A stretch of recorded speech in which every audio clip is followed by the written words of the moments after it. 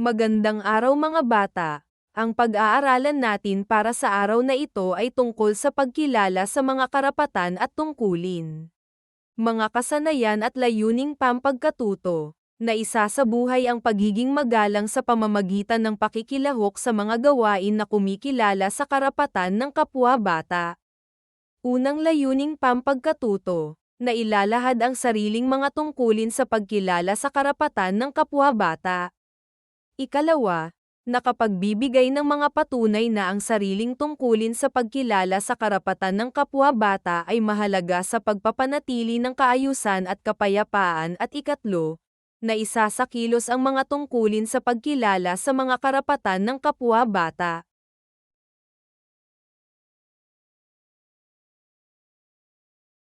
Muli nating balikan ang ating nagdaang aralin, sagutin ang sumusunod na mga tanong.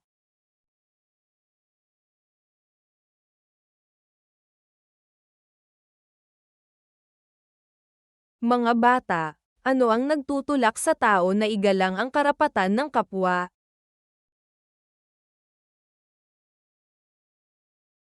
Magbigay ng pansariling kahulugan sa sumusunod na mga salita at gumawa ng pangungusap tungkol dito.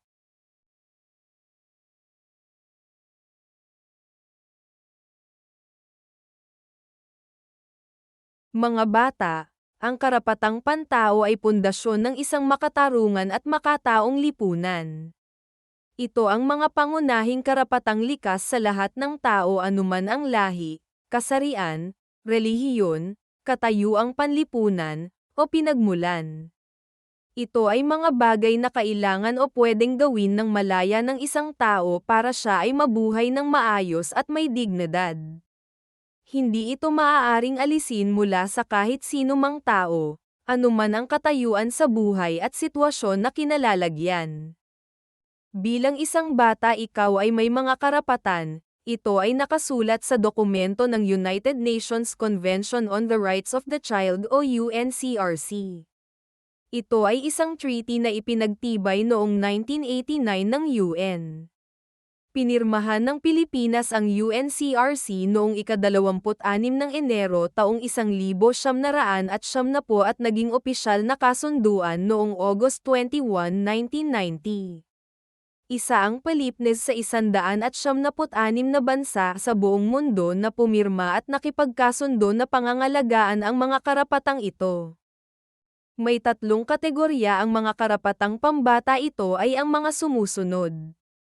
Una, karapatang mabuhay at mapaunlad ang sarili, survival and developmental rights. Pangalawa, karapatang makilahok, participation rights.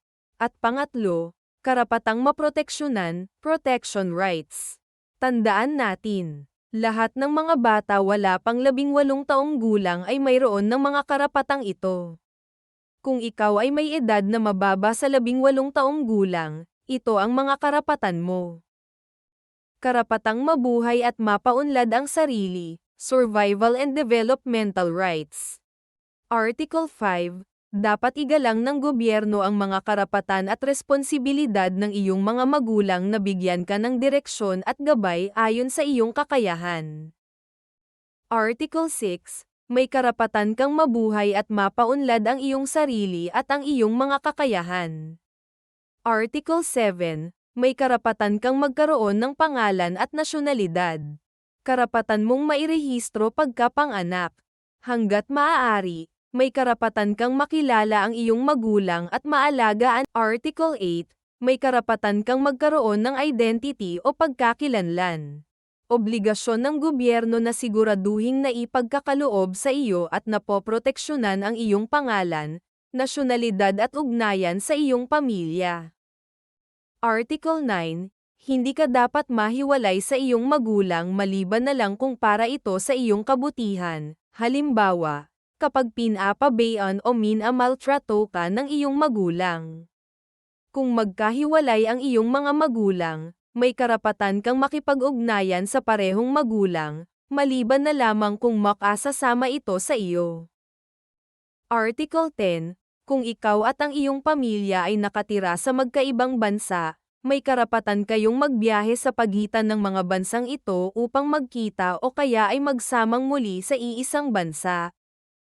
Article 18, ang pareho mong mga magulang ay magkatulong sa responsibilidad ng pagpapalaki sa iyo, at dapat na laging isinasaalang-alang kung ano ang pinakamainam para sa iyo. Dapat tulungan ng gobyerno ang iyong mga magulang sa pagpapalaki at pangangalaga sa iyo sa pamamagitan ng pagbibigay ng mga serbisyong susuporta sa kanila, lalo na kung sila ay parehong nagtatrabaho. Article 20, karapatan mong mabigyan ng espesyal na proteksyon kung ikaw ay wala sa piling ng iyong sariling pamilya. Kung hindi ka maalagaan ng sarili mong pamilya, dapat siguraduhin ng gobyerno na ikaw ay mabibigyan pa rin ng tamang pangangalaga na isinasaalang-alang ang iyong kultura at pinanggalingan. Article 23, kung ikaw ay may kapansanan, sa isip man o sa katawan, may karapatan ka sa espesyal na kalinga, edukasyon, at pagsasanay upang matulungan kang umunlad at magkaroon ng buhay na may dignidad. Article 24, may karapatan ka sa pinakamahusay na kalidad ng serbisyong pangkalusugan at sa malinis na tubig, masustansyang pagkain, at malinis na kapaligiran upang manatili kang malusog. Dapat tulungan ng mga mayayamang bansa ang mga mahihirap na bansa upang makamit ito. Article 25, kung ikaw ay nasa ilalim ng pangangalaga ng gobyerno o lokal na mga awtoridad, may karapatan kang masubaybayan kung ikaw ay nasa maayos at ligtas na kalagayan. Article 26, kung ikaw ay mahirap, karapatan mong matulungan ng gobyerno sa iyong mga pangunahing pangangailangan. Article 27, may karapatan ka sa antas ng pamumuhay na sapat upang matugunan ang iyong mga pisikal at mental na pangangailangan. Dapat tulungan ng gobyerno ang mga pamilyang hindi kayang ibigay ang mga ito. Article 28, may karapatan kang mag-aral. Ang pagdidisiplina sa mga paaralan ay dapat may paggalang sa iyong pagkatao at dangal bilang bata. Dapat na libre ang edukasyon sa elementarya.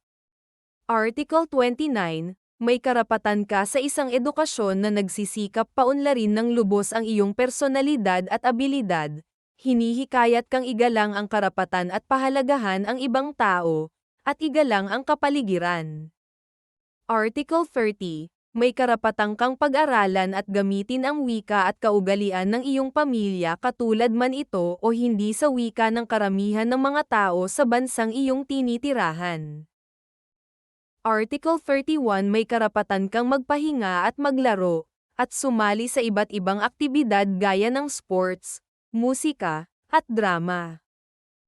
Article 42, dapat ipaalam ng gobyerno ang kasunduang ito sa lahat ng mga magulang at bata. Karapatan mong malaman ang iyong mga karapatan.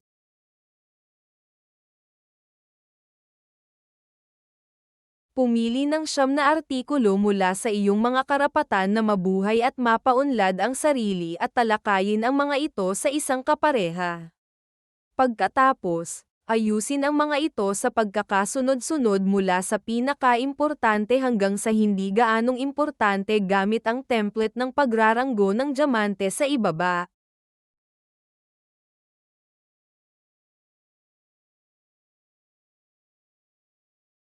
Ano-anong mga tungkulin ng isang bata ang maiuugnay mula sa napiling pinaka-importanteng karapatan ng kapwa-bata? Magbigay ng 2 halimbawa.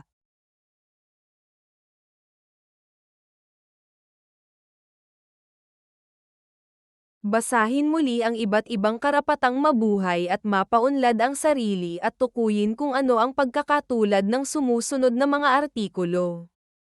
Ilagay ang titik ng tamang sagot sa patlang.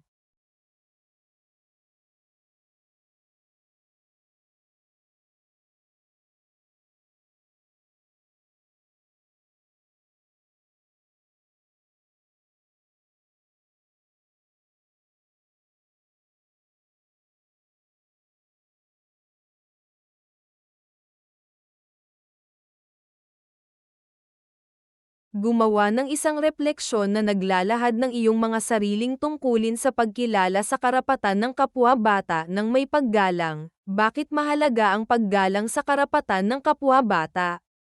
Ilahad ang iyong mga dahilan.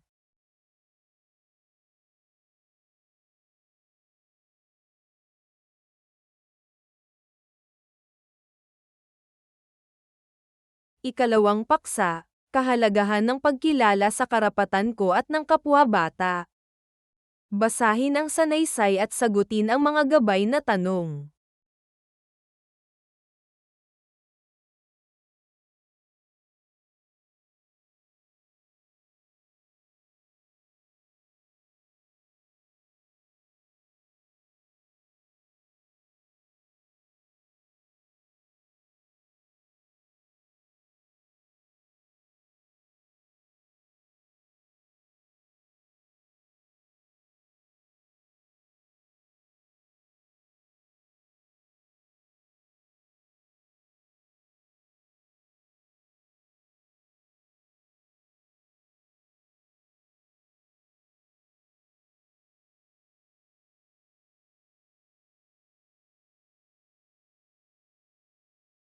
Basahing mabuti ang maikling kwento at sagutin ang tanong tungkol dito.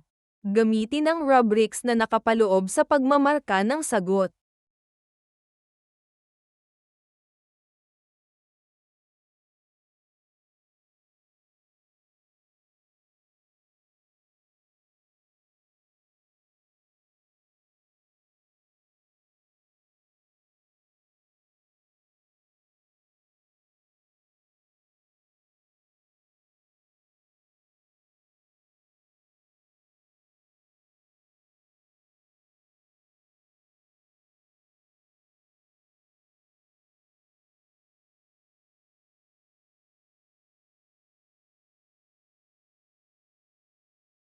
Naunawaan niyo ba mga bata ang binasang kwento?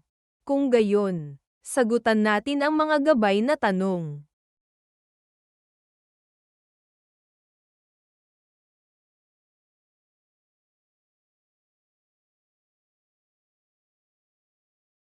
Ikatlong paksa, mga paraan ng pagkilala sa karapatan ng kapwa-bata. Narito ang mga artikulo tungkol sa inyong karapatang makilahok o participation rights. Una, Article 4, dapat gawin ng gobyerno ang lahat ng kanyang makakaya at gamitin niya ang kanyang pondo para masigurong nakakamit mo ang mga karapatang ito. Article 12, may karapatan kang sabihin ang iyong saloobin tungkol sa anumang bagay na nakakaapekto sa iyo, at mapakinggan ang mga saloobin at sasabihin mo. Article 13, may karapatan kang makakuha at magbahagi ng impormasyon hanggat ang impormasyon ay hindi makasasama sa iyo o sa iba. Article 14, may karapatan kang mag-isip at manampalataya ng malaya, at isabuhay ang iyong relihiyon na may paggabay ng iyong mga magulang, basta hindi mo inaapakan ang karapatan ng ibang tao. Article 15, may karapatan kang makipagkita sa iba pang kabataan at lumahok sa mga samahan, hanggat hindi ka nakatatapak ng karapatan ng ibang tao.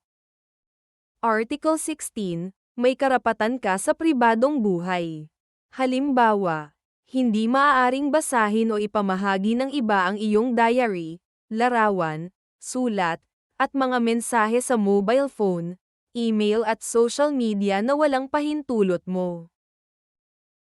Article 17, may karapatan ka sa maasahang impormasyon mula sa mass media. Ang mga telebisyon, radyo at pahayagan ay dapat magbigay ng impormasyon na maiintindihan mo, at di dapat na magpalaganap ng mga materyal na makasasama sa iyo. Narito naman ang mga artikulo tungkol sa iyong karapatang maproteksyonan o protection rights. Article 11, may karapatan kang maproteksyonan laban sa kidnapang at pagpupuslit sa iyo sa labas ng bansa. Article 19, dapat siguraduhin ng gobyerno na ikaw ay inaalagaan ng wasto. Dapat kang protektahan laban sa karahasan, pang-aabuso, at pagpapabeya ng iyong mga magulang o ng kung sino mang nag-aalaga sa iyo. Kailangang magpatupad ang gobyerno ng mga programa na makatutulong upang maiwasan ang pang-aabuso at matulungan ang mga biktima ng pang-aabuso. Article 21, karapatan mong maalagaan at maproteksyonan, inampun ka man o nasa pangangalaga ng isang foster family. Article 22, kung ikaw ay isang batang napunta sa isang bansa bilang refugee, dapat makamit mo pa rin ang mga karapatan katulad ng sa ibang mga batang ipinanganak sa bansang iyon. Article 32, may karapatan kang maproteksyonan laban sa trabahong mapanganib o maaaring makapinsala sa iyong kalusugan o edukasyon. Article 33, may karapatan kang maproteksyonan laban sa mga mapanganib na gamot o droga. Article 34, may karapatan kang maproteksyonan laban sa sexual na pang-aabuso. Article 35, walang sino mang maaaring dumukot o magbenta sa iyo. Article 36, may karapatan kang maproteksyonan laban sa anumang gawain na makasasama sa iyong pag-unlad. Article 37, hindi ka dapat maparusahan sa paraang malupit o mapanakit. Article 38, may karapatan kang maproteksyonan sa panahon ng gyera. Kung ikaw ay wala pa sa gulang na 15, hindi ka maaaring maging bahagi ng hukbong militar o makibahagi sa gyera. Article 39, kung ikaw ay napabayaan o naabuso, dapat kang makatanggap ng natatanging tulong upang maibalik ang iyong respeto sa iyong sarili. Article 40, kung ikaw ay maakusahan na lumabag sa batas, may karapatan kang makatanggap ng tulong legal. Karapatan mo ring tratuhin ng may respeto at dignidad. Hindi ka dapat ikulong. Ang paglagay sa iyo sa kulungan o pagdaan sa korte ay kailangang iwasan hanggat maaari. Article 41, may karapatan kang makamtan ang mga karapatang nakapaloob sa batas sa iyong bansa o sa pandaigdigang batas na mas mahusay kaysa sa mga karapatang nakapaloob sa kasunduang ito.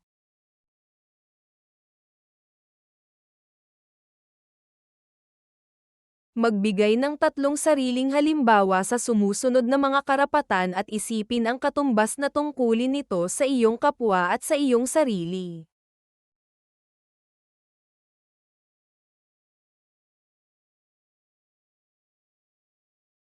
Pagtutugma.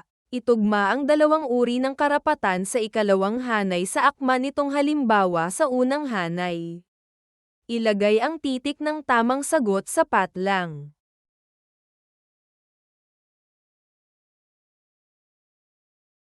Isinusulong ng United Nations Convention on Rights of Children ang Child Rights Awareness Campaign at ang Youth Leadership Training. Mag-design ng cover ng informational pamphlets tungkol sa mga karapatan ng mga bata.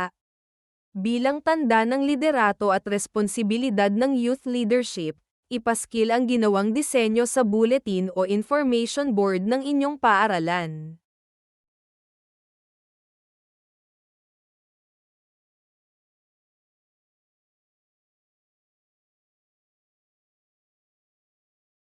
Rubric sa pagmamarka ng disenyo.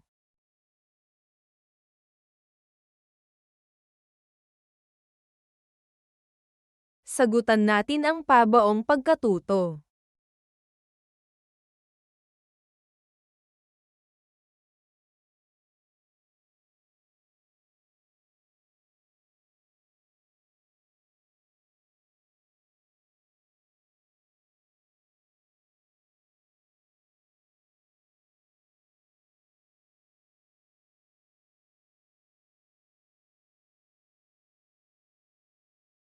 Piliin ang tamang sagot. Basahin ang sumusunod na mga tanong.